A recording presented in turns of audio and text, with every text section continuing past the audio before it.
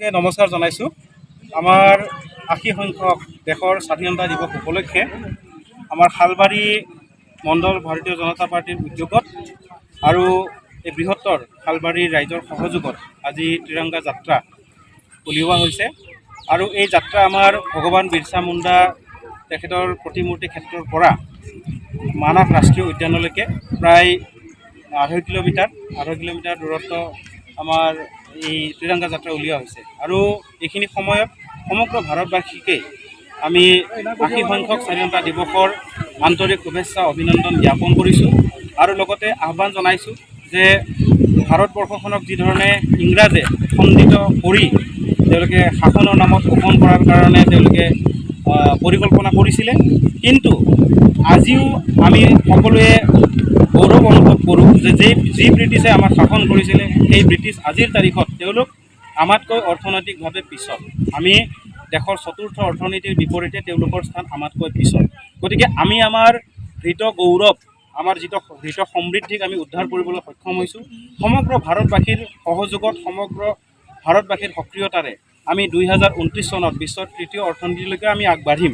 গতিকে ইয়াকে দেখি দেশৰ ভিতৰে বাহিৰে থকা যিসকল আমাৰ ৰাষ্ট্ৰবিৰোধী চক্ৰ আছে বা বাহিৰতো থকা যি ধৰণৰ এজেঞ্চিসমূহ আছে বা দেশসমূহ আছে, তেওঁলোকে কি ধৰণে আমাৰ অভ্যন্তৰত বিভিন্ন ধৰণে এটা অশান্তিময় পৰিৱেশ বা বিভাজনৰ পৰিৱেশ সৃষ্টি কৰি এতিয়াও দেশখনক দুৰ্বল কৰিব পাৰে, তেনেকুৱা চিন্তা চৰ্চা তেওঁলোকৰ অব্যাহত আছে। সেয়েহে সমূহ ভাৰতবাসীকে মই আহ্বান জনাইছোঁ যে আমি সকলোৱে আমাৰ নিজৰ ৰাষ্ট্ৰখনক আমি শ্ৰদ্ধা কৰোঁ, সন্মান কৰোঁ, কিন্তু আমি এইখিনি সময়ত সকলোৱে সুন্দৰভাৱে এইটোও দেখুৱাব লাগিব যে আমি এই ৰাষ্ট্ৰৰ এই গৌৰৱ উজ্জ্বল দিনটোত আমি সকলোৱে একেলগে আছোঁ। গতিকে প্ৰত্যেকে যাতে নিজৰ ঘৰে ঘৰে নিজৰ ঘৰৰ সন্মুখত এই আমাৰ স্বাভিমান, আমাৰ পৰিচয়, ৰাষ্ট্ৰীয় পতাকা উৰুৱাই তেওঁলোকে যাতে এই ৮০ সংখ্যক আমাৰ দেশৰ স্বাধীনতা দিৱসটি উদযাপন কৰে, তাৰ বাবে মই তেওঁলোকক আহ্বান জনাইছোঁ।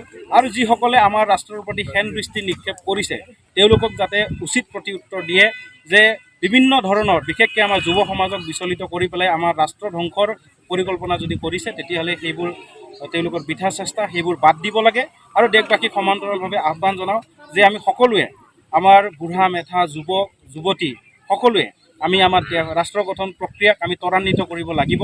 আমি যাতে 2047 চন যেতিয়া আমাৰ 100 বৰ্ষ এই স্বাধীনতাই গঢ়িব, তেতিয়া যাতে আমি স্বাধীনতাৰ পৰা স্বতন্ত্ৰ হোৱাৰ সেই পৰ্যায়ত যাতে উপনীত হ'ব পাৰোঁ। কাৰ উদ্যোগত আজিৰ এই যাত্ৰা ভাৰতীয় জনতা পাৰ্টি শালবাৰী মণ্ডলৰ উদ্যোগত হৈছে। আৰু ইয়াতে আমাৰ মণ্ডল সভাপতি পুলকেশ দাস ডাঙৰীয়া উপস্থিত আছে, আমাৰ আদিবাসী উন্নয়ন পৰিষদৰ সন্মানীয় উপাধ্যক্ষ সুভাষ তিৰ্কী ডাঙৰীয়া উপস্থিত আছে, আমাৰ কুলেন নাথ ডাঙৰীয়া উপস্থিত আছে, আমাৰ গুগুল সিং ব্ৰহ্ম ডাঙৰীয়া উপস্থিত আছে।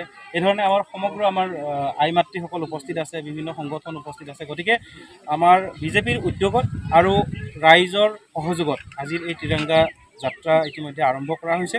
গতিকে এই চেগতে আপোনালোককো, সাংবাদিক বন্ধুসকলকো, আপোনালোকে বহু কষ্ট কৰি নিজৰ এই যি মহৎ কাৰ্য আপোনালোকে সম্পাদন কৰে, গতিকে আপোনালোককো মই ৮০ সংখ্যক স্বাধীনতা দিৱসৰ হিয়াভৰা শুভেচ্ছা জ্ঞাপন কৰিছোঁ।